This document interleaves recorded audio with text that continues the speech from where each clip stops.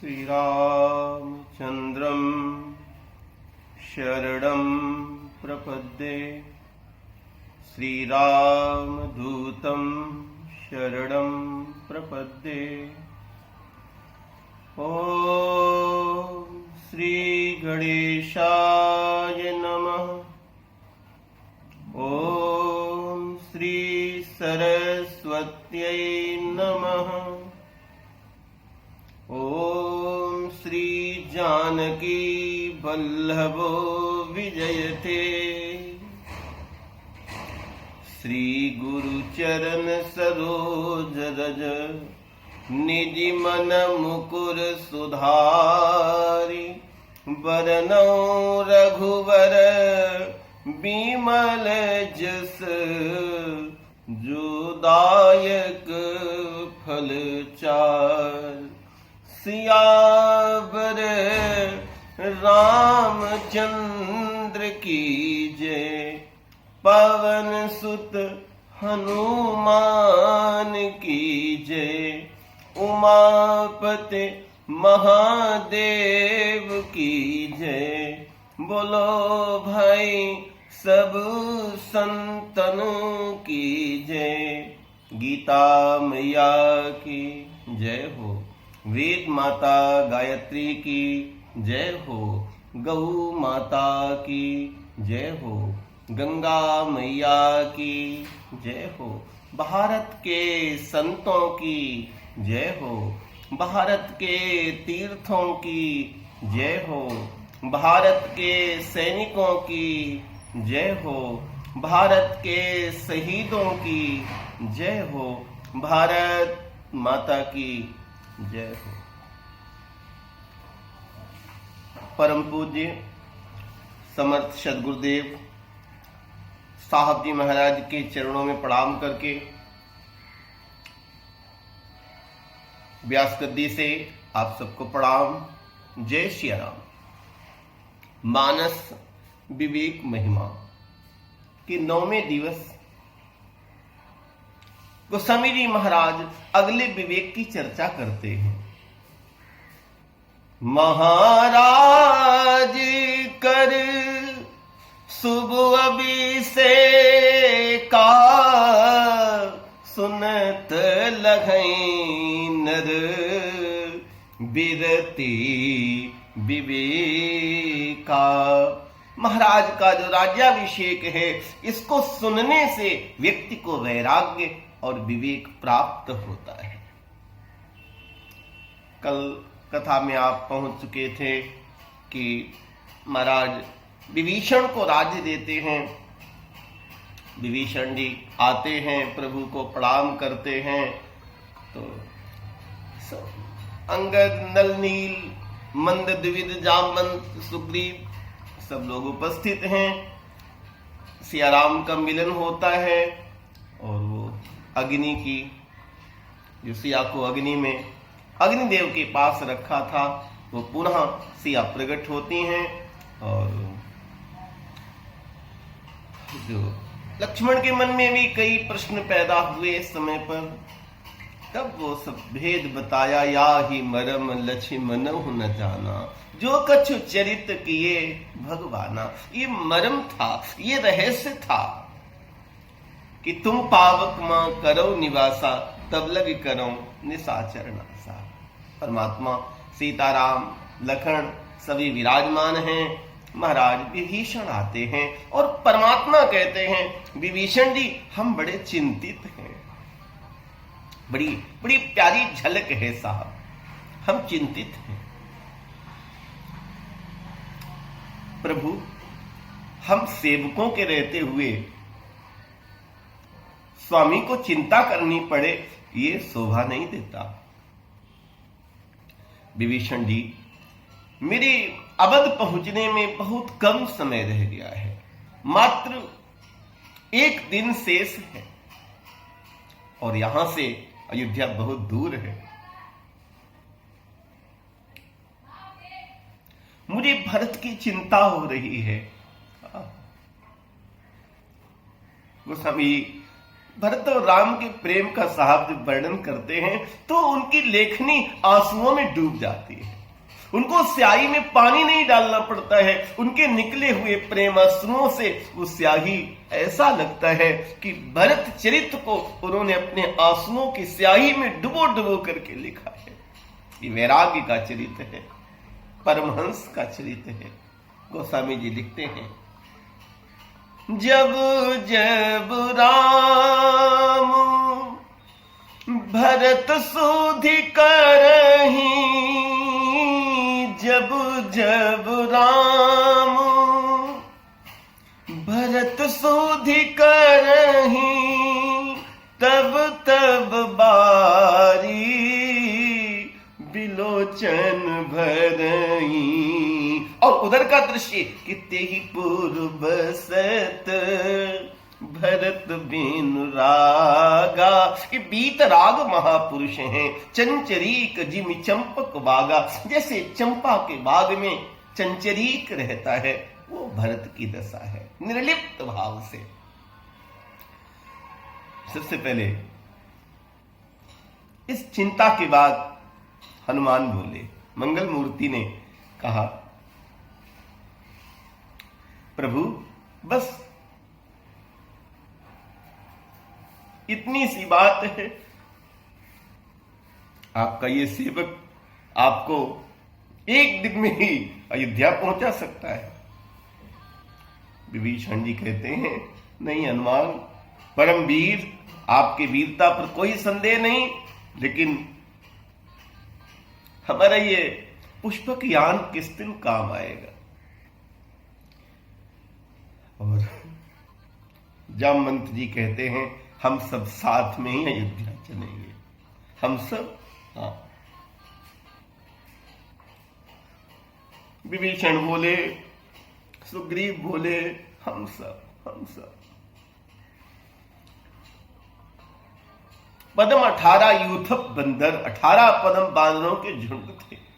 परमात्मा जब पुष्पक यान पर बैठे तो सभी से कहा, तुमसे विदा होते समय मुझे ऐसे लग रहा है जैसे मैं अपनी संतान से विदा हो रहा हूं, जैसे मैं अपने व्यक्तियों से विदा हो रहा हूं। प्रीत, ये पूरे वनों में जो बिखरी हुई शक्ति थी, इधर उधर जो बिखरी हुई शक्ति थी, उसको पूरी शक्ति को समेट करके और परमात्मा ने रावण जैसे असत्य को मिटा दिया। लेकिन लंका से कुछ भी लिया साहब, एक कड़ भी नहीं लिया। और ये पुष्पक यान को भी बाद में परमात्मा कहते, तुम तो कुबेर के हो, तुम कुबेर पे ही जाओ, मेरा परमात्मा निर्लिप्त है। अनपेक्षा सुचिर दक्ष उदासीनो गतव्यथ सर्व आरंभ परित्यागी यो मद्भक्ता समे प्रियः यो न हृष्यति न द्वेष्टि न सोचति न कांक्षति। शुभ अशुभ सब कुछ त्याग दिया, यो मद्भक्ता समे प्रियः। निर्लिप्त जीव, निर्लिप्त परमात्मा। और बहिगो ज्ञान तपसा पूता मदभाव मागता ये यथा माम प्रपद्यन्ते तां तथै भजाम्यहम्। बहुत से जीव इस प्रकार से परम गति को पा चुके हैं। परमात्मा पुष्पक यान पर चढ़ते हैं। अतिशय प्रीत, जामवंत ने तो कह दिया, महाराज आपका ये राज्याभिषेक कई कई जन्मों के पुण्य के फल से प्राप्त होता है, हमें इस सुख से वंचित न करें। अतिशय प्रीति, राम जी कहते हमें संकोच हो रहा था, हम तो आप लोगों के इतने ऋणी हैं, इतने आभारी हैं, हम तो आपको स्वयं ही अयोध्या ले जाना चाहते थे। परमात्मा के लिए कोई थोड़ा भी करता है उसको बहुत अधिक मानते हैं। प्रभु के नाम पर कोई एक तुलसी का दल भी चढ़ाता है ना, तो उसके जीवन को दलदल से परमात्मा मुक्त कर देते हैं। अतिशय प्रीति देखी रघुराई लीने सकल विमान चढ़ाई। चलत विमान कोलाहल होई जय रघुवीर कहे सब कोई। जय रघुवीर, जय श्री राम के जय जयकार हुए और विमान श्री अवध के लिए प्रस्थान करता है प्रयागराज में। और ये उस समय के विज्ञान की चर्चा यान की करें तो साफ देखो कि आज जो विज्ञान उसी गति में बढ़ रहा है। हुआ तो है ही, पुष्पक यान तो था ही। कल्पना भी तभी हो सकती है जब कोई वास्तविकता रही हो। कल्पना एक मनोविज्ञान का सूत्र है, एक सिद्धांत है। परम पूज्य समर्थ सदगुरुदेव दद्दा जी साहब ये कहा करते थे, बहुत बार इस वाक्य को दोहराया है कि कल्पना हम तभी कर सकते हैं जब वो वास्तविकता में कहीं न कहीं घटित हुआ है या घटित हो रहा है या घटित होगा। पुष्पक यान प्रयागराज में परमात्मा पहुंचते हैं और प्रयागराज से परमात्मा हनुमान से कहते हैं हम भरद्वाज मुनि के दर्शन करके आते हैं।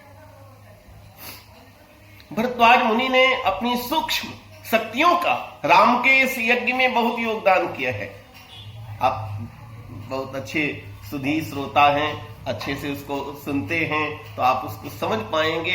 राम जी ने जब प्रणाम किया तो भरद्वाज ने कहा था जैसे कोई एक पिता अपने पुत्र की शुभ कामनाओं में लीन रहता है, हम तुम्हारी शुभ कामना में लीन रहेंगे। यही वाक्य अत्रि मुनि ने कहा था, यही वाक्य अगस्त्य मुनि ने कहा था। भरद्वाज जी, अगस्त्य जी, अत्रि जी, ये सब महापुरुष सत्य की विजय के लिए अपनी अपनी जो उनके पास में आध्यात्मिक ऊर्जा का भंडार था उसका सदुपयोग कर रहे थे, उसका उपयोग कर रहे थे। समुद्र पर सेतु का निर्माण हुआ, आप सबने कथा सुनी तो एक ऐसी कथा आती है कि गिलहरी और वो अपनी पूंछ को गीला करके धूल में उसको लपेट करके वो उसको बालू को डाल रही थी। तो हनुमान जी ने कहा कि ये सब आप हट जाओ, किसी का पैर पड़ जाएगा। तो वो राम जी के पास कहती है कि सभी अपने अपने स्तर से सेवा कर सकते हैं। परमात्मा ने उसके ऊपर अपनी अंगुलियों का जो कृपा फेरा है, 3 रेखाएं हो गई तो गिलहरी का एक नाम त्रिरेखी भी पड़ गया। एक छोटे से छोटा जीव और बड़े से बड़े महापुरुष वो सब मिलकर के सत्य के इस यज्ञ में अपना अपना योगदान कर सकते हैं, किया है और कर रहे हैं। प्रयागराज में हनुमान जी से कहते हैं हनुमान जी आप यहीं से सीधे नंदीग्राम जाइए और ब्राह्मण के वेश में आपको जाना है। एकदम बहुत प्रसन्नता की सूचनाएं भी व्यक्ति को क्षुब्ध कर सकती हैं और आप ब्राह्मण के वेश में जाएं। फिर धीमे धीमे अपनी बात कह के अपने रूप में आना और हम गंगा का पूजन करके अपने केवट से मिलकर के फिर आते हैं। ये है राम राज्य। महाराज कर शुभ अभिषेका सुनत लगई नर बिरति विवेका। बिरति विवेक भगति दृढ़ करनी मोह नदी कहाँ सुंदर तरनी। ये वैराग्य और विवेक ये दोनों भक्ति को दृढ़ करते हैं और जो मोह रूपी नदी है इसको पार करने के लिए ये वैराग्य और विवेक जो है एक सुंदर सी नौका है। वीतराग निर्लिप्त भाव तेन त्यक्तेन भुंजीथा मां वृथा कश्युद्धनम लिप्यतेन सपापेन पद्म पत्रम इव अंभसा। जैसे कमल निर्लिप्त रहता है, कायेन मनसा बुद्ध्या केवल इंद्रियैरपि योगिनः कर्म कुर्वन्ति संगम त्यक्त्वा आत्मशुद्धये। निषादराज से मिलकर के, केवट से मिलकर के परमात्मा और इधर हनुमान जी जाते हैं तो भरत की दशा बहुत व्यथित हैं। उसी समय पर आय गयो हनुमान जिम करुणामा वीर रस। जिससे करुणा में कोई वीर रस पैदा हो जाए। भरत तो बहुत दुखित हैं। रघु एक दिन अवध अधारा। भरत ने कहा था यदि 14 वर्ष पूरे हो गए और एक दिन भी यदि खो गया तो आप भरत को नहीं पाएंगे।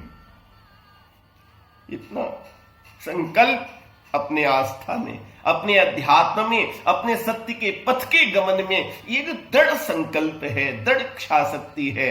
मंगल मूर्ति का आगमन हुआ। मंगल मूर्ति ने सब बताया कि प्रभु ने विजय प्राप्त कर ली। सीताराम लखन सकुशल बहुत तीनों लोकों में जय जयकार करके आ रहे हैं। और आज सिया जी को, मां को, गंगा मां का पूजन करना था, इसलिए वो रुक गए हैं। विमान अगले दिन आता है और आप साहब देखिए ये सूर्यवंश की परंपरा का आपको मैं विवेक सुनाना चाहता हूं। आज 9वां दिन है कथा विराम की ओर, ये प्रसंग मानस विवेक महिमा जा रहा है। तब हम ये कहना चाहते हैं कि कौन वन में गया था, कौन घर में रहा था, ये पहचानना कठिन हो रहा था। भरत जी पादुकाओं को लेके प्रभु के पास आते हैं। तेही पुर बसत भरत बिन राधा, अमित रूप प्रगटे तेही काला, जथा जोग मिल सबही कृपाला। प्रभु जाना कई के लजानी। यद्यपि बहुत बड़ा काम किया है राम को राम बनाने में। राम केवल राम रह जाते स्त्री अवध में। मर्यादा पुरुषोत्तम जो है जब केवट से मिलते हैं, गंगा पार करते हैं, निषाद को गले लगाते हैं और सबरी के जूठे बेर खाते हैं, सुग्रीव को उसको न्याय दिलाते हैं, विभीषण को न्याय दिलाते हैं और सब जगह पर सत्य की स्थापना करते हैं, तब ये मर्यादा पुरुषोत्तम राम कहलाए, जन जन के राम कहलाए। ये जन जन के राम किसने प्रदान किए? ये जन जन के राम जिसने प्रदान किए हैं वो है मां कैकेयी। दोष देई जननी जड़ते ही, सपने संत सभा नहीं से। प्रभु जाना कैकेयी लजानी। प्रभु को लगा कैकेयी मां बड़ी लज्जित हैं, यद्यपि उनका काम लोकोपकारक रहा है। प्रथमता सुगृह गए भवानी, ये विनम्रता साहब देखिए। और सिंहासन पर त्रिभुवन साई, देख स्वर्ण दुंदुभी बजाई।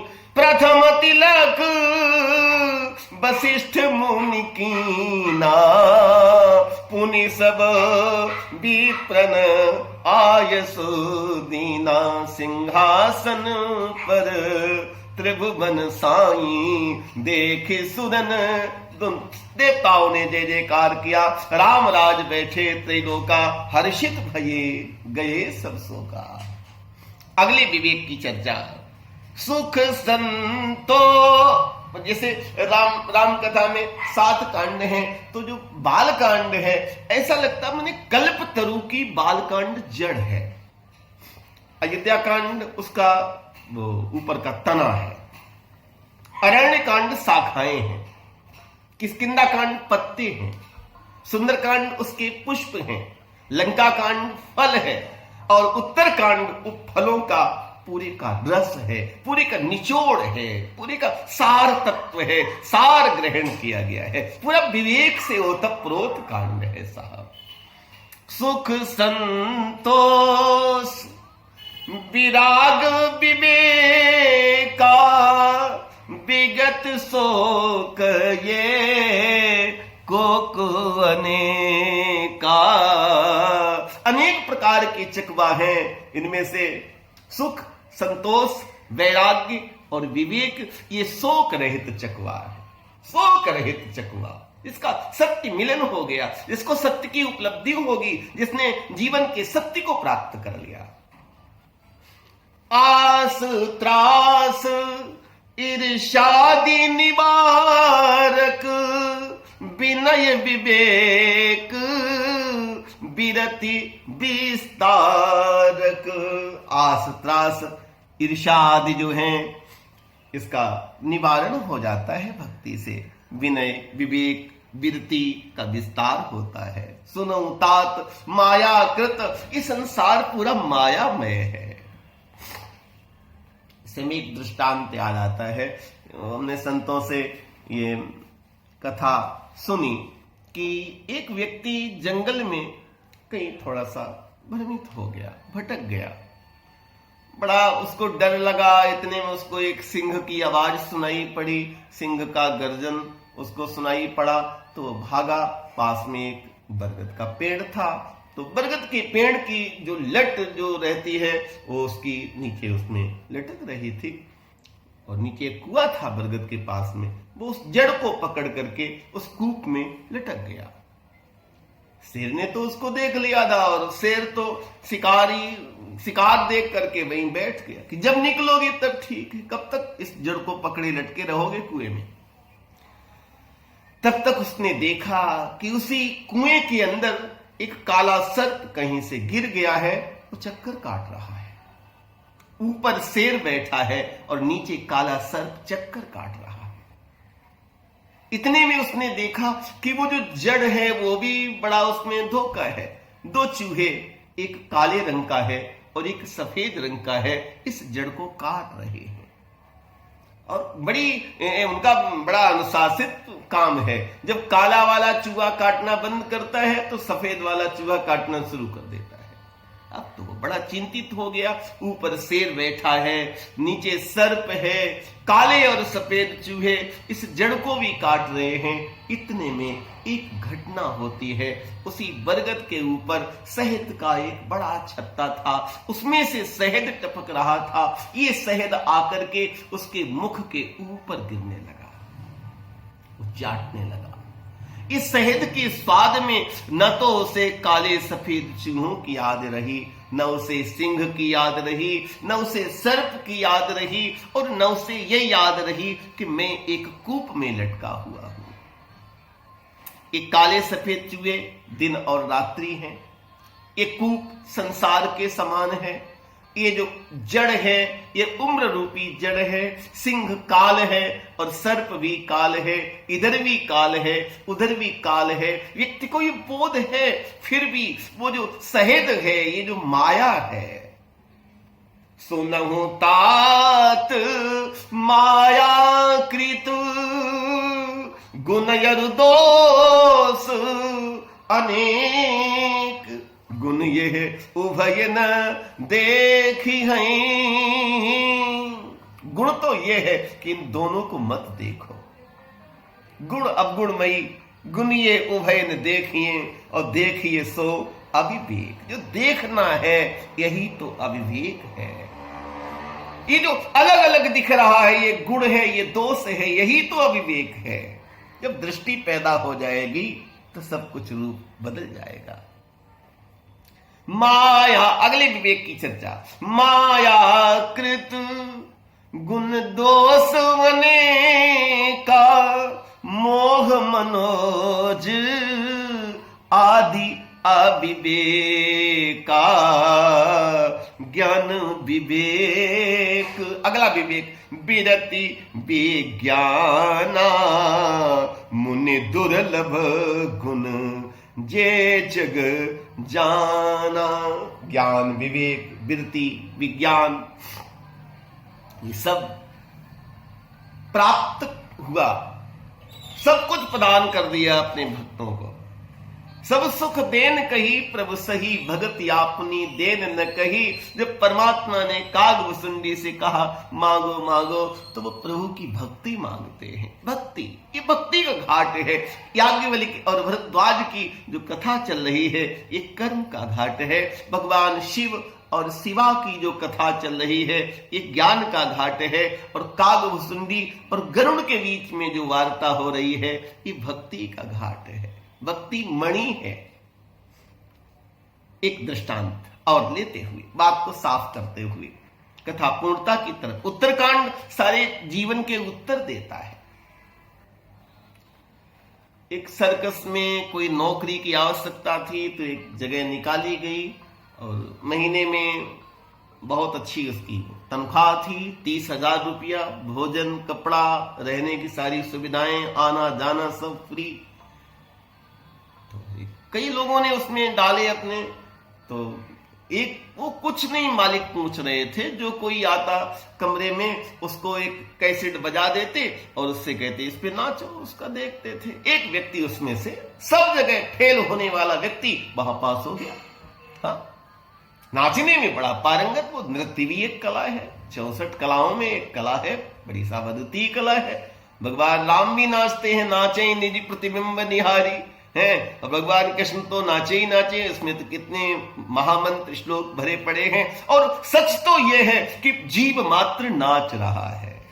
नाचें सबही नचावत राम गुसाई, सबको नचा रहे हैं, सब नाच रहे हैं, सब नृत्य ही तो कर रहे। और नृत्य रो रो करके करोगे तो दुख प्राप्त होगा, और नृत्य में आनंद का अनुभव करोगे तो नृत्य आनंद बन जाएगा, ये कर्म आनंद बन जाएगा, कर्म ये जीवन का दर्शन बन जाएगा, कर्म ये जीवन का यथार्थ बन जाएगा। तो उसने कहा साहब हमें सब कोई योग्यता तो है नहीं, आपने हमें नियुक्त कर लिया, कृपया ये बताएंगे, मैं ज्यादा पढ़ा लिखा भी नहीं हूं, मैं तो बहुत पढ़ा लिखा भी नहीं, मैं तो ऐसे ही फॉर्म डाल दिया। तो बोले नहीं आप चिंता मत करिए, हमें आप ये बताएं ना हमें क्या करना पड़ेगा। बोले देखो बड़ा गुप्त मामला है, केवल तुम्हारी 30 मिनट की ड्यूटी है और पूरे दिन तुम खाओ पियो आराम करो। 30 मिनट इतना कम काम और इतनी अच्छी पैसे, वो तो बड़ा बोले मानो उसकी तो गदगद हो गया, वो तो नाचने लगा।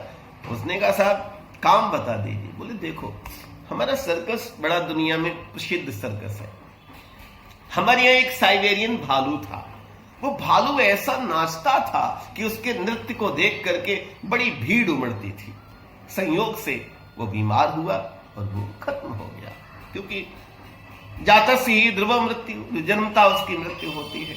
यदि हम ये लोगों को बता दें कि भालू मर गया तो मेरे सर्कस का पूरा जो ग्राहक थे वो सब टूट जाएंगे। तो हमने लोगों से कहा उसका इलाज चल रहा है, कहीं वो वैद्यों के पास में है, उसकी देख देख हो रही है और खतरे से बाहर है, आशा की बहुत किरण है। हमने उसके बाद में उसके चर्म को, उसके चमड़े को विधिवत निकाल दिया। आपको वो चर्म पहन करके बिल्कुल भालू की तरह से एकदम पिंजड़े से निकल करके नाचना है, बस केवल इतना काम। उसने कहा साहब इस काम में तो 4 चांद लगा दूंगा, आप निश्चिंत रहिए।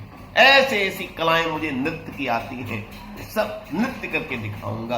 उसको मालिक को भी जल्दी थी और उसने सब जगह सूचना करवा दी थी कि इतने दिन से बीमार पड़ा हुआ मेरा साइबेरियन भालू जो है वो अब ठीक हो चुका है और आज वो आप लोगों के सामने मनोरंजन करने उपस्थित होने वाला है।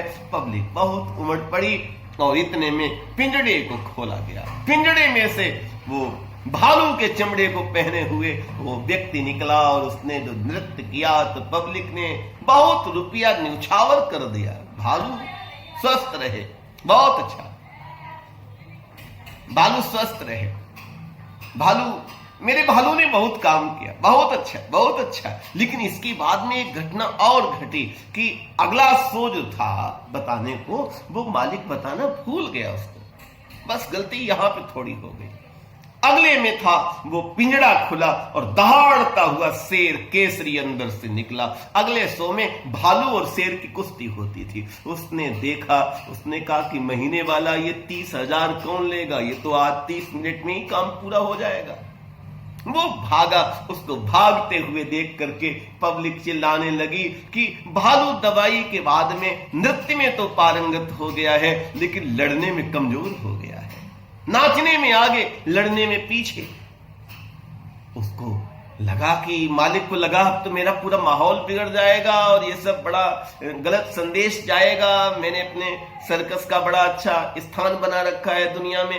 तो शेर ने धीरे से कहा क्यों भागता है, तू 30,000 में लगा है, मैं 40,000 में लगा हूं। क्योंकि शेर भी मर चुका था और शेर का चमड़ा ओढ़ करके एक दूसरा व्यक्ति उस दूसरे पिंजड़े से निकल रहा था। ये स्वामी राम तीर्थ का दृष्टांत है, बड़ा वेदांती महापुरुष, नव्य वेदांत के ऋषि परम पूज्य स्वामी राम तीर्थ का दृष्टांत है। इसी प्रकार से किसी ने भालू का चमड़ा पहना है, किसी ने शेर का चमड़ा पहना है। एक वो चित्र को देखते थे, वो चित्र इसी दर्शन को स्पष्ट करते हुए वो जो एक चित्र को देखा तो उसमें एक हिरण है और एक शेर है, और हिरण जो है उसने, चित्रकार ने उसको बनाया, उस शेर को देख करके जो हिरण है एकदम सकुचा हुआ सा है, संकोच सा कर रहा है। स्वामी राम तीर्थ अपनी फिलॉसफी में लिखते हैं, ए हिरणे क्यों डरता है तू जिस कागज का बना है उसी कागज का शेर बना हुआ है। ये दोनों एक हैं, अलग अलग नहीं है। किसी ने शेर का चमड़ा पहना, किसी ने भालू का चमड़ा पहना। मायाकृत गुण दोष अनेका, मोह मनोज आदि अविवेका। ज्ञान विवेक विरत विज्ञाना, मुनि दुर्लभ गुण जे जग जाना। प्रभु अपने अविवेक ते बूझो स्वामी तोय, कृपा सिंधु सादर कहो जानि दास निज मोहे। यहां पर गर्म जी ने प्रश्न पूछा कि आपको ये देह कैसे मिली। कागभूषुंडी जी भक्त के घाट पर बैठ करके अपने जीवन के संस्मरण सुनाते हैं और बताते हैं पूरा वृत्तांत कि किस प्रकार से गुरु आए और अभिमान से मैंने उठ के प्रणाम नहीं किया तो भगवान शिव ने मुझे ये सब प्रदान कर दिया, और बाद में मुझे इसी योनि में, काग योनि में प्रभु के दर्शन हुए। इसलिए ये तन मुझे बहुत प्रिय है, इसलिए मैं इसका त्याग नहीं करता। जप तप मख सम दम व्रत दाना, विरति विवेक जोग विज्ञाना, इन सभी का निष्कर्ष है हरि की भक्ति। जप उद्देश्य है भाई, तप मख सम दम व्रत दान विरति विवेक, इन सभी का उद्देश्य है हरि के चरण का प्रेम पैदा हो जाए। इन सभी का उद्देश्य है हरि के चरण में व्यक्ति जाकर के लीन हो जाए। सुत सम्मत हरि भक्ति पथ संयुत विरति विवेक, तेहि न चले नर मोह बस कल्पई पंथ अनेक। श्रुति सम्मत है, भक्ति का जो मार्ग है, जो अध्यात्म का पथ है, जो प्रेम का मार्ग है, उस पे लोग नहीं चलते हैं। और तेहि न चले नर मोह बस, अपने को प्रस्तुत करने के कारण कल्पई पंथ अनेक, नए नए पंथों का लोग निर्माण करते हैं। विवेक ये है कि जो वैदिक पंथ है, प्रभु का अपनाया हुआ पंथ है, उसी पे चले। यद्यदि आचरत श्रेष्ठ तत्तत एव इतरो जनः, सयत् प्रमाणम कुरुते लोकस्तद अनुवर्तते। न मे पार्थस्ति कर्तव्यम त्रिषु लोकेषु किंचन नानवाप्तमवाप्तव्यम वर्त एव च कर्मणि। एक इतना सब होने पर भी वो बोध क्यों नहीं होता, एक और बात स्पष्ट होती है। ये प्रसंग कई बार उठा है। एक बार तो जो है भगवान श्री राम राज्याभिषेक हो चुका है, सर्वत्र जय जयकार है, बीच बीच में देव ऋषि नारद आते रहते हैं, दर्शन कर जाते हैं, और इस कथा को जाकर के ब्रह्मलोक में सुनाते हैं। ब्रह्मा जी बड़ी प्रशंसा करते हैं अपने पुत्र की, बहुत अच्छा बहुत अच्छा। बार बार नारद मुनि आते हैं, कथा सुनाते हैं, और सनक सनंदन सनातन और सनत कुमार समाधि टूट जाती है। एक प्रसंग में तो स्वयं सनक सनंदन सनातन सनत कुमार अगस्त मुनि के आश्रम से लौटते समय जब उन्होंने देखा बड़ी सुंदर अमराई है, और अमराई में भरत दीन निजी बसन दसाई, भरत ने अपने वस्त्र को बिछा दिया है, प्रभु बैठे हैं। सनक सनंदन सनातन सनत कुमार, वो भी आगमन होता है। तो एक कथा ऋषि मुनि सुनते रहते हैं, भरत सुनते रहते हैं, हनुमान जी सुनते रहते हैं। तब कथा अमृतम त्यक्त जीवनम कवि भिरीडितम कलम सापहम श्रवण मंगलम श्रीमदाततम भुवि गृणन्ति ते भूरिदा जना। रामायण, परमात्मा की रामायण जो है अनवरत चलती रहती है। ये कथा तो परमात्मा की ब्रह्मांड में हो ही रही है।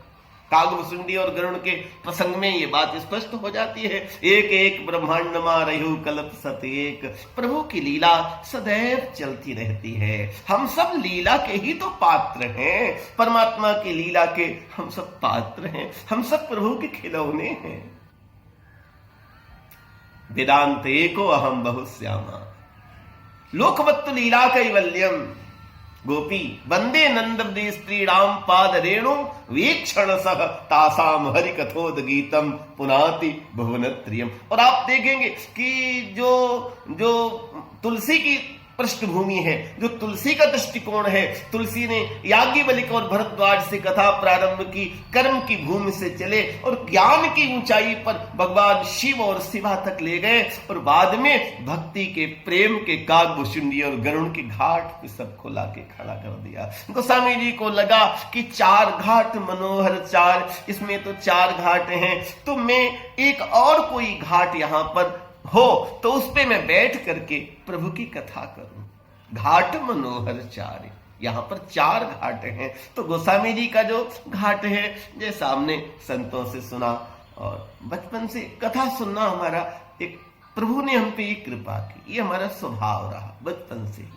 तो हम श्रोता हैं, सुनते सुनते महापुरुषों को कुछ कहने के ऐसे कोई अवसर रहता, गुरु भगवान का आदेश हुआ कि कुछ इन सूत्रों पे चर्चा हो और इसी रूप में निज गिरा पावन करण कारण स्वांता सुखाए और मोरे मन प्रबोध जयी होई तब कथा अमृतम। साहब इसमें इस मार्ग में आप आकर के देखिए, कथाकार को जो मन को शांति मिलती है, ये रस्मों के स्वाद शंकर जाने के जाने सुख जोगी रे, इस साधारण चीज नहीं साहब।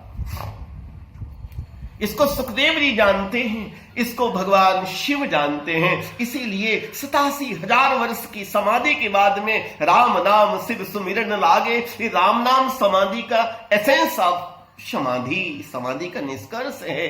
और जाने सती जगतपति जागे जाय शंभुपद बंदन कीना सन्मुख शंकर आसन दीना और लगे कघन हरि कथा रसाला। रसाल माने आम होता है और आम को बार बार चूसा जाता है, बार बार चूसा जाता है, लगातार स्वाद नया देता रहता है। ऐसे ही वो आम तो भले एक सीमा के बाद में स्वाद देना बंद कर दे, लेकिन ये जो आम है ये कभी स्वाद देना बंद नहीं करेगा। जितना जितना रस लेते जाएंगे, चैतन्य महाप्रभु, गोपियां, हाँ ये सबने कथा की, मां कौशल्या भी कथा कर लेती है, राम भी जब संतों के बीच में, भाइयों के बीच में बैठ करके कथा कर लेते हैं। कहत कठिन समुझत कठिन, ये ज्ञान का मार्ग जो है बहुत कठिन है।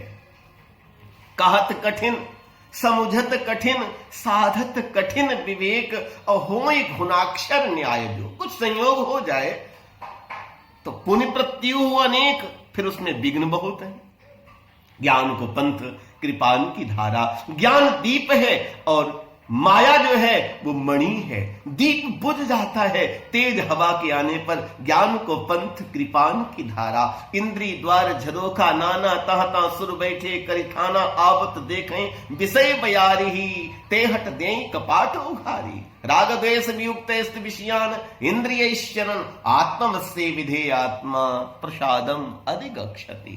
भक्ति भक्ति भागवत की कथा में भी 4 श्लोक मूल हैं जो वेदव्यास जी ने प्राप्त किए नारद जी से, नारद जी ने प्राप्त किए ब्रह्मा जी से, ब्रह्मा जी ने प्राप्त किए श्री हरि से।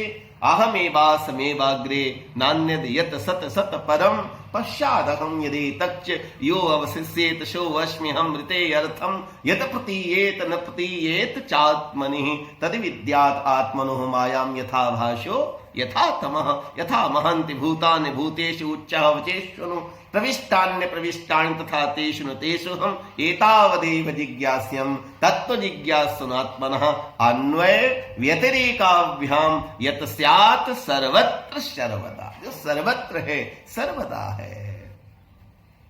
हरि व्यापक सर्वत्र समाना प्रेम ते प्रगट होई मैं जाना। प्रेम ते प्रगट प्रेम ते प्रभु प्रगटत जिमी आगी। मानस रोगों की चर्चा में भी अविवेक जो है, विवेक और अविवेक दोनों के यहां पर कुछ हल्का सा उसको केंद्र में रखते हुए उस पर चर्चा की गई और विवेक का पक्ष उठाया गया। साथ में जहां पर अविवेक आया विवेक का अभाव, तो विवेक के विषय में उस पर कुछ संक्षेप में चर्चा हुई। मानस रोग की चर्चा में आता है, जोग विधि ज्वर मत सर अविवेका, कह लगी कहूं कुरोग अनेका। कुरोग, ये सब कुरोग हैं। एक व्याधि बस नर मरे, जे असाधि बहु व्याध है। काम बात कफ लोभ अपारा, क्रोध पित्त नित छाती जारा, प्रीति करें जो तीनों भाई, उपजे सन्निपात दुखदाई। काम क्रोध तथा लोभ तस्मात् एतत् त्रियं त्यजेत। ध्यायतो विषयान् पुंसः संगस्ते सुपजायते, संगात् संजायते कामः, कामात् क्रोधो विजायते, क्रोधाद् भवति सम्मोहः, सम्मोहात् स्मृति विभ्रमः, स्मृति भ्रंशात् बुद्धिनाशो, बुद्धिनाशात् प्रणश्यति। हमने संतों से एक कथा सुनी, राग द्वेष वियुक्त बात को थोड़ा सा स्पष्ट करते हुए, और दृष्टांत कुशलो वक्ता, वक्ता के लिए शास्त्रों ने कहा कि वो दृष्टांत दे के बात को, सिद्धांत को कहे। तो एक गांव में एक व्यक्ति ने, रेगिस्तानी क्षेत्र था, बहुत श्रम करके, बहुत व्यय करके, बहुत शक्ति लगा करके एक कूप बनाया। कोई शुभ काम करना हो तो सोचा कोई गुरु महाराज संत जी आए, पंडित जी, वैदिक ऋषि कोई आए तो मेरा पूजन हो जाए। अचानक घूमते घूमते एक विद्वान उधर से निकले, परिचय हुआ, तो उन्होंने स्वीकृति दे दी कि हाँ ठीक है, हम करवा देंगे, मंगलवार को करवा देंगे। तो आज तो शनिवार है, कल रविवार, सोमवार, 2 दिन की बात। गुरुदेव कहाँ जाएंगे, घर पे उनको ठहरा दिया। ठहर गए वो। पूरे उसने अपने जाति को, पूरे समाज को, पूरे क्षेत्र को शरबत का, उसने मीठा पानी शरबत पिलाने का उसने निमंत्रण दे दिया। और प्यासे के लिए जल अमृत है, जल अमृत, जल जीवन है साहब, उसका दुरुपयोग न करें। हाँ, जब अभाव हो तो कीमत समझ में आती उसकी। जल जीवन है, जल को बचाएं, वृक्षों को बचाएं, पर्यावरण की रक्षा करें। हमारे शास्त्रों ने ये सब स्वीकार किया। देखत वन सर शैल सुहाए, वन सर शैल, ये सब परमात्मा ने निरीक्षण किया है। वाल्मीकि आश्रम प्रभु आए, प्रभु ने वन सर शैल ये सबका निरीक्षण किया है। हमारे वन सुरक्षित हो, हमारे सर सुरक्षित हो, हमारे शैल सुरक्षित हो, ये चक्रवर्ती राजा का धर्म है। और पिता दीन मोहि कानन राजू, तो परमात्मा 14 साल तक उदासीन न होकर के पूर्ण क्रियाशील बन के कार्य कर रहे थे। तो वो सोमवार की शाम को वो व्यक्ति वहां गया, तो उसने देखा कि घर में सेवा में लगा रहा, और मीठा उसने चीनी वगैरह सब तैयार कर ली कि शरबत बनेगा, सबको पिलाएंगे, सब लोग बड़े खुश होंगे, फिर हम भी उसका पान करेंगे। बड़ा मेरा सौभाग्य कि मैं इस कार्य में सफल हुआ। बहुत बहुत लोग खूब बनाए, नहीं सफल हुए। इससे मैं समाज की सेवा कर पाया तो मेरा जीवन सफल हो गया। तन समर्पित, मन समर्पित, और यह जीवन समर्पित। संकल्प यही राम कथा का भी है, यही गीता का है, यही शास्त्रों का है। चाहता हूं देश की धरती, तुझे कुछ और भी दूं। समर्पण का मार्ग, प्रेम का मार्ग, भक्ति का मार्ग। तो वो कुएं के पास गया तो उसने देखा था उसमें बड़ी तेज बदबू आ रही है। वो तो बड़ा परेशान हो गया। उसने लोगों से कहा, भाई क्या हुआ? ये बड़ा, वो तो उसके हाथ पांव फूल गए कि कल मैंने इतने पूरे समाज को बुलाया है, ये पानी में तो बदबू। तो लोगों ने कहा, भाई क्या बताएं, आप इधर आए नहीं, 2 कुत्ते लड़ते लड़ते आए और पानी में गिर गए, मर गए। वो पानी खराब हो गया। वो व्यक्ति आता है, कहता है, गुरुदेव अब क्या करें, उसमें 2 कुत्ते गिर गए। तो बोले एक काम करो, पानी निकलवा दो। बिरादरी से कहा पानी निकालो, गुरु का आज्ञा, तो पानी निकल गया। उसने एक कलश गंगा जल डाल दो, एक कलश तीर्थ का जल डाल दो, वो सब उसमें डाल दिया, तीर्थ की रज उसमें डाल दी। और सुबह जब सब लोग, ये रात में प्रक्रिया चली, सुबह जितना गुरु जी ने कहा तो वो सब किया। सुबह जब गुरु जी गए, लेकिन बदबू जस की तस, तो गुरु जी ने कहा, बेटे पानी निकलवाया? बोले जी निकलवा दिया। गंगा का जल, वो सब वो भी डाल दिया। तीर्थ जल डाला उसमें, तीर्थ की रज, बोले वो भी डाली। बोले कुत्ते निकाले? बोले आपने कहां कहा था? जब तक आप नहीं कहें तो मैं कुत्ते कैसे निकालूं। तो इस जीवन रूपी कूप में कई तीर्थों के जल डाले हैं, लेकिन संतों ने बड़ा सुंदर इसका रूपक हमने संतों से दृष्टांत सुना। इस जीवन रूपी कूप में जो राग और द्वेष रूपी दो कुत्ते कूप में पड़े रह गए, जब तक उनको नहीं निकालेंगे तो ये जल जो है बदबू देता रहेगा। हमने आंगन नहीं बुहारा, कैसे आएंगे भगवान। निकाला राग द्वेष वियुक्त विषयान इंद्रियश्चरण आत्मवश्ये विधि आत्मा प्रसादम अधिक क्षति प्रसादे सर्व दुखानाम हानिरस्योपजायते प्रसन्न चेतसो ह्यासु बुद्धि पर्यवतिष्ठति। जुग विधि ज्वर मत्सर अविवेका कह लगी कहूं कुरोग अनेका। कहां तक कहें अनेक प्रकार के कुरोग हैं। एक व्याधि बस नर मरे जे असाधि बहु व्याध पीड़े संतत जीव कहूं। उसको कैसे समाधि प्राप्त हो, उसे कैसे जीवन का लक्ष्य प्राप्त हो। और राम कथा का 77वां अंतिम विवेक उत्तरकांड का। अब तक मानस विवेक महिमा में 77 और विवेक जो आए हैं पूरे 7 कांड में गोस्वामी जी के, तो गुरु कृपा से और उसमें संपादक समिति का भी बहुत योगदान रहता है। सब उसमें योगदान कई लोगों का योगदान है जो सब बधाई के पात्र हैं कि इतनी एक एक शब्द को पूरे ग्रंथ से कैसे लेकर के उसमें काफी कठिन श्रम और वो सब प्रयास लोग कर रहे हैं। वो सब आशीर्वाद के बधाई के पात्र हैं। और 77वां जो विवेक है वो है भूत दया द्विज गुरु शिव काई विद्या विनय विवेक बड़ाई। भूत दया द्विज गुरु शिव काई विद्या विनय विवेक बड़ाई। गुरुदेव भगवान की कृपा हो जाए तो एक मन में पहला उसकी पहचान है, क्योंकि अब तो ये प्रसाद बंटने का समय आ गया। प्रसाद मानो अंतिम सूत्र उपसंहार की तरफ तो मने, तो उसका अंतिम सूत्र गोस्वामी जी जो विवेक का देते हैं साहब। गोस्वामी जी महाराज ने 7 कांडों में रामचरितमानस की रचना की। वेद शास्त्र पुराण उपनिषद साहब ऐसा क्या है जो उसमें नहीं कह दिया गया। कितने हजारों लोग पीएचडी कर चुके हैं तुलसी के मानस पर, तुलसी की कवितावली पर, दोहावली पर, गीतावली पर, विनय पत्रिका, रामलला, नाचू, रामाज्ञा, कृष्णावली, ज्योतिष, आयुर्वेद, कोई ऐसा क्षेत्र नहीं बचा जाते लाग न क्षुधा पिपासा अतुलित बल तन तेज प्रकाशा आयुध सर्व समर्प के प्रभु निज आश्रम आन कंद मूल फल भोजन दिए मधुर फल खान। 9999 छंद, सोरठा, दोहा, चौपाई और श्लोक में गोस्वामी जी महाराज ने राम कथा की रचना की। ये 9 का अंक बड़ा महत्व का अंक है। हाँ, बहुत महत्व का अंक है। राम जी का जन्म भी 9वीं तिथि मधुमास पुनीता।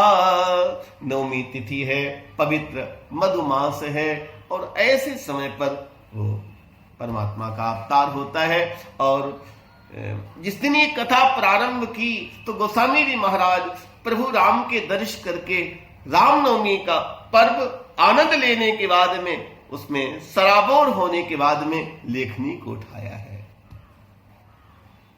9वीं भौम बार मधुमासा अबधपुरी यह चरित प्रकाशा। 9 कभी घटता और बढ़ता नहीं। 9 में 2 का गुणा कर दो तो 9 दूनी 18, 8 और 1 9 ही रहेगा। 9 3 का कर दो 27, 7 और 2 9 ही रहेगा।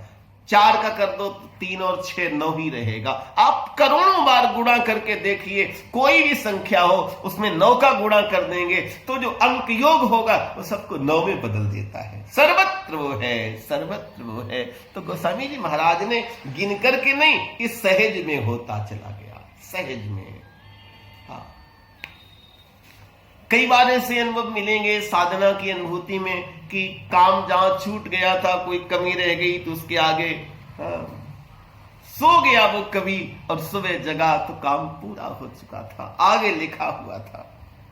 ऐसे भी कई कई प्रसंग मिलेंगे। वो एक अलग विषय वस्तु है, अलग क्षेत्र है परमात्मा की कृपा का, परमात्मा की करुणा का। भूत दया द्विज गुरु सेवकाई, द्विज की सेवा करें, गुरु की सेवा करें, विद्या विनय विवेक ये सब बड़ाई के लिए है। विद्या ददाति विनयम, कोई बड़ा विद्वान हो जाए और पढ़ लिख के बड़ा ज्ञानी हो जाए, लेकिन वो लोगों के साथ में विनम्र न हो तो कैसी उसने विद्या प्राप्त की।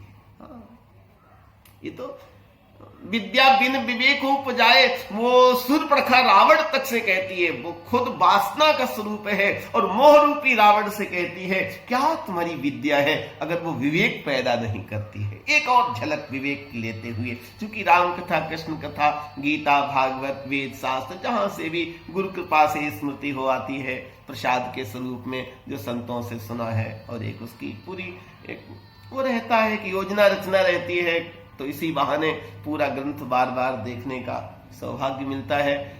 जैसे अभी मानस विवेक महिमा, और कल से आज ये 9वां दिन पूर्णता की ओर जा रहा है, और आप सब इतनी श्रद्धा से सुनते हैं, हजार हजार लोगों से ज्यादा उसके वो सब जुड़ गए हैं, जुड़ते जा रहे हैं, और सब पूरे बड़ी श्रद्धा से आप उसको सुन रहे। तो ये मेरी मन को बड़ी प्रसन्नता होती है कि मैं कोई वक्ता प्रवक्ता तो नहीं हूं, और जो प्रसाद मिला है वो आपसे केवल एक अर्थ में कहें, आजकल की बोली में कहें तो शेयर करना चाहता हूं।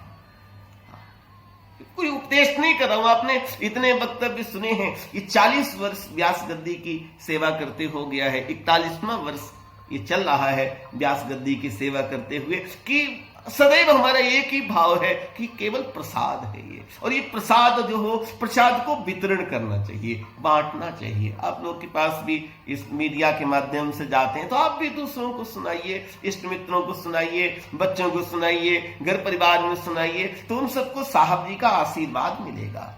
इस कथा को परम पूज्य साहब जी के चरणों में बैठ करके, उनके सानिध्य में बैठ करके, उनकी सामीप्यता में बैठ करके, और एक एक बिंदु उनकी अनुमति लेकर के वो सब हो रहा है। वही सब कह रहे हैं, तो निमित्त मात्र हूं, बस केवल निमित्त मात्र। मानस विवेक महिमा, एक शब्द को केंद्र में रखते हुए, विवेक शब्द को केंद्र में रखते हुए 9 दिन तक हम लोगों की अपनी जो आपस की संवाद की यात्रा चली है, आज विराम की तरफ जा रही है। तब एक विवेक की झलक लेते हुए, अनेक प्रकार के रोग हैं और ये रोग व्यक्ति को बीमार करते हैं। एक बार ऐसी घटना हुई कि देव ऋषि नारद आते हैं और भगवान कृष्ण द्वारिकापुरी में हैं, भगवान कृष्ण लेटे, नारद जी आए तो गोपियों ने बताया कि महाराज आप बहुत अच्छे अवसर पर आ गए, गोविंद की तबीयत अच्छी नहीं है, द्वारिकाधीश स्वस्थ नहीं है, उनके पेट में भयंकर पीड़ा हो रही है। देवऋषि नारद जाते हैं, प्रभु से कहा प्रभु क्या हुआ? आप बोले बहुत असहनीय दर्द है देवऋषि, दर्द हो रहा है, वैद्य अनेक उपाय करें, क्या करूं, कुछ नहीं हो रहा, जितनी दवाई खाऊं तो और दर्द बढ़ रहा है, तो दवाई खाने की इच्छा नहीं रह गई। तब नारद जी ने पूछा, सब हट जाओ, सब एक ओर चले जाओ, सब गोपियां, वो सब रानियां चली गईं, अकेले रह गए। तब नारद ने पूछा अब आप ही बताओ इसकी क्या दवा है, फिर हम लोग व्यवस्था करते हैं। भगवान ने कहा देखो देवऋषि एक ही इसकी दवा है, यदि कोई भक्त अपने चरण की रज मुझे खाने के लिए दे दे और आप शहद में मिला करके आप मुझको उसको चटा दो तो मेरा दर्द बंद हो जाएगा। बोले क्या आप कह रहे, आप भक्त के चरण की रज भगवान के मुख में, तो उसके परिणाम से, तो बोले हाँ भाई वो तो नरक और स्वर्ग वो तो सब बने हैं, कर्मानुसार वो तो सब जीव को प्राप्त होते ही हैं, क्या उसे मिलेगा वो हम नहीं जानते, लेकिन बस एक ही दवा है कि नारद जी स्वयं भक्त हैं, पर नारद जी को लगा कि ये परिणाम इसका नरक होना ही है, निश्चित है, तो मर्यादा का पूरा इसमें खंडन है, उल्टी गंगा बह रही है। हाँ, रानियों से पूछा तो रानियों ने ना कर दिया, बड़े बड़े संतों से भक्तों से पूछा तो सबने ना कर दिया। देवऋषि नारद कितने दिन घूमते रहे और भगवान कृष्ण के पेट का दर्द कम नहीं हुआ, बढ़ता रहा। जैसे वो पाई पाई धन सुभट बल अधिक अधिक गरुआ, जैसे अधिक अधिक गरुआ हो रहा है, ऐसे ही भगवान का भी दर्द गरुआ हो रहा है। नारद जी आए, बोले बहुत भक्तों के पास गए, प्रभु संतों के पास गए, कोई तैयार नहीं हुआ। तब भगवान ने कहा, तुम वृंदावन गए, गोकुल गए, प्रभु वहां कौन, वो जितनी गोपियां हैं वो सब संत हैं, भक्त हैं, कोई चरण की रस दे दे। तब कहते हैं देवर्षि नारद श्री ब्रज में पधारते हैं, वंदे नंद व्रज स्त्रीणाम पाद रेणुम वीक्षण सह तासाम हरि कथोदगीतम पुनाति भुवनत्रियम। यशोदा, माँ यशोदा को, गोपियों को, किशोरी जी को, सबको सूचना मिलती है, रोहिणी विशाखा सब आ जाती है। नारद जी ने बहुत काम किया साहब, वो भ्रमण करते रहे, सूचनाएं देते रहे। आज इतना सब पोस्ट ऑफिस का विभाग है, कितना उसका योगदान है, ये इसके विभाग के प्रथम ऋषि हैं, सब पहुंचाया सूचना। सब गोपियों ने पूछा कृष्ण कैसे हैं, नारद जी ने पूरी बात कही।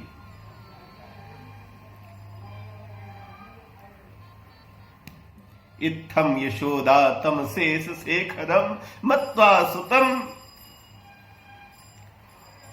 स्नेह निविद्ध दीनप हस्ते गृहीत्वा सहे राम यच्युतम नीत्वा सभाटम कृतवत यथोदयम। इतना प्रेम था। मां गोपियों ने कहा कि पहली बात तो है कि हम संत हैं क्या, संत कर सकता है ये, हम क्या संत हैं। गोपियों ने घर में रहते रहते अपने घर के किसी काम का त्याग नहीं किया है। यही तो राजयोग है गीता का, यही तो सहज योग है। डाली मथानी दधि में किसी ने है ध्यान आया, दधि चोर का ही तो गदगद हुआ कंठ पुकारती है, गोविंद दामोदर माधवेती, हे कृष्ण हे यादव हे सखेती।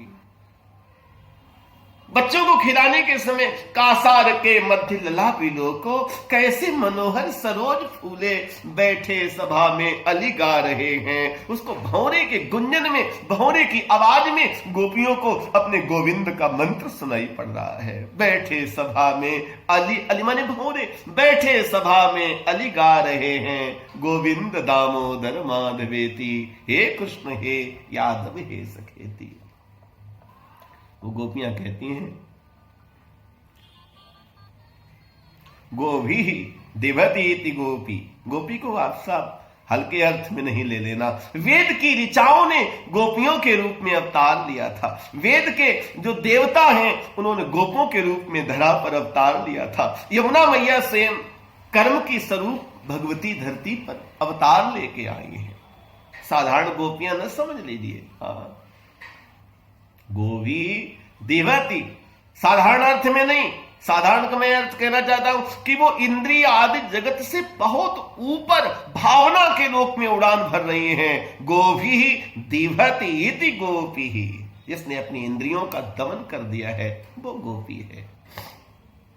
यशोदा कौन है? यशः ददाति यति यशोदा, जो दूसरे को यश देता है, खुद यश नहीं चाहता। नंद कौन है? आनंदयति सर्व जनान, यह सनंदा, जो सभी को आनंदित करता है वही नंद है। सबको प्रेम में उद्भूत कर देता है। सबई मान प्रद आपु अमानी। गोपियां कहती हैं हम सबके चरण की रज ले जाओ। स्वर्ग और नरक इन दोनों से हम मुक्त हैं। हम राजी हैं उसी में जिसमें तेरी रजा है। हम राजी हैं उसी में जिसमें तेरी रजा है। इधर भी बाह वाह है, उधर भी बाह वाह है। तू जैसे जाई विधि राखे राम, ताई विधि रहिए। सीताराम सीताराम सीताराम कहिए। गोविंद प्रकट हो गए। ये तो नारद की और संतों की परीक्षा थी। गोपियों का सूत्र है तत सुखे सुखित्वम प्रेम लक्षणा। गोपी बराबर विवेक, यशोदा बराबर विवेक, नंद बराबर विवेक, कृष्ण बराबर विवेक उद्गम। जहां से विवेक जन्म लेता, विवेकु वैराग्य, साक्षात स्वरूप परमात्मा अनंत कोटि ब्रह्मांड नायक राम के रूप में आए, राम कथा हुई, कृष्ण के रूप में आए। तो राम और कृष्ण में भेद नहीं है, जहां भेद है भेद नहीं है। और ये कथा में आप देख रहे हैं गीता जी के मंत्रों का, श्लोकों का सहारा, भागवत के श्लोकों का सहारा, मूल भागवत के कुछ पदों को लेते हुए ये जो चर्चा हम आप एक संवाद कर रहे हैं, इसका उद्देश्य है, ये समन्वय है, ये सब एक है। तत्वता हर महापुरुष ने, हर व्यक्ति ने एक ही विषय अलग अलग ढंग से कहा है, क्योंकि राम कथा कहने के लिए सब जानत प्रभु प्रभुता सोई, तदपि कहे बिन रहा न कोई। सबने कहा, सबने कहा, सबने कहा, तो उसमें हम भी अपने एक स्वर को उस स्वर में मिला रहे हैं। गुरु कृपा से इस स्वर को उस स्वर में मिला रहे हैं। सारे जगत का हित करता है। भूत दया दिज गुरु शिवकाई, ब्राह्मणों की सेवा करो, गुरु की सेवा करो, विद्या विनय विवेक ये सब बढ़ेंगे। इससे जीवन में विद्या आएगी, जीवन में विनय पैदा होगा, जीवन में विवेक पैदा होगा। तो ये उसकी कसौटी हुई। अंतिम जो विवेक जो है, जो 77वां विवेक है, हाँ, राम कथा का जो एक विराम की तरफ आज विवेक की चर्चा, यहां पर पुष्प जो है समर्पण की स्थिति में आ गया है। तो वो जो है उसमें यहां पर स्पष्ट कर दिया गया है कि यदि विवेक व्यक्ति को पैदा हुआ है तो वो विनम्र होगा, वो सहज होगा, वो सरल होगा, वो सशक्त होगा, वो सफल होगा, और वो समाज के हित में होगा और विश्व के हित में होगा। राम कथा मानस विवेक महिमा का ये पुष्प यहीं पर समर्थ सदगुरुदेव परम पूज्य पूर्णावतार साहब जी महाराज के चरणों में आशीर्वाद की कामना से सादर समर्पित करते हुए आप सबको प्रणाम। जय श्री राम। पवन तनय संकट हरण मंगल मूर्ति रूप, राम लखन सीता सहित हृदय बसौ सुर भूप, सियावर रामचंद्र की जय। पवन सुत हनुमान की जय, उमापति महादेव की जय। बोलो भाई सब संतन की जय। गीता मैया की जय हो, वेद माता गायत्री की जय हो, गौ माता की जय हो, गंगा मैया की जय हो, भारत के संतों की जय हो, भारत के तीर्थों की जय हो, भारत के सैनिकों की जय हो, भारत के शहीदों की जय हो, भारत माता की जय हो। ओम पूर्णमदः पूर्णमिदं पूर्णात् पूर्णमुदच्यते पूर्णस्य पूर्णमादाय पूर्णमेवावशिष्यते। ओम शांति शांति शांति। किए हुए अनुष्ठान का मानस विवेक महिमा का पूर्ण प्रतिफल समर्थ सद्गुरुदेव साहब जी महाराज के चरणों में सादर समर्पित है। ओम शांति शांति शांति। सर्वे भवन्तु सुखिनः, सर्वे सन्तु निरामयाः, सर्वे भद्राणि पश्यन्तु, मां कश्चित् दुख भाग भवेत्। सबका सद्विध हो कल्याण, सबका भला करें भगवान, सबका सद्विध हो कल्याण, सबका भला करें श्री राम, सबका सद्विध हो कल्याण, सबका भला करें प्रभु राम। ओम शांति शांति शांति।